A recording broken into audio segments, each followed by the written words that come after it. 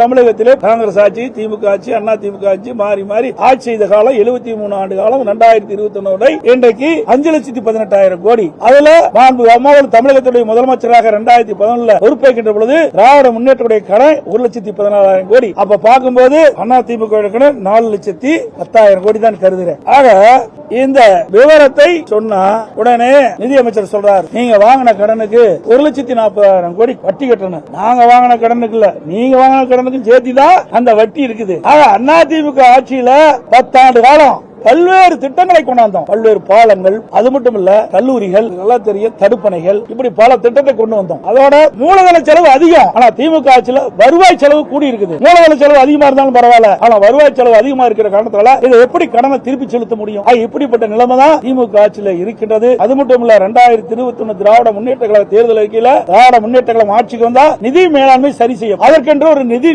மேலாண்மை குழு அமைக்கப்படும், நிபுணர் குழு அமைக்கப்படும். நிபுணர் குழு அமைச்சாங்க. அந்த நிபுணர் குழு வந்த பிறகு அதிகமா இருக்கு. 4,50,000 கோடி கடன் வாங்கி இருக்கிறாங்க. இது வரைக்கும் 4.5 ஆண்டு காலத்துல மொத்தமா 73 ஆண்டு காலத்துல 5,18,000 கோடி. ஆனா திராவிட முன்னேற்ற கழகம் ஆட்சிக்கு வந்து 4.5 ஆண்டு காலத்துல 4,50,000 கோடி கடன் வாங்கி இருக்கிறாங்க.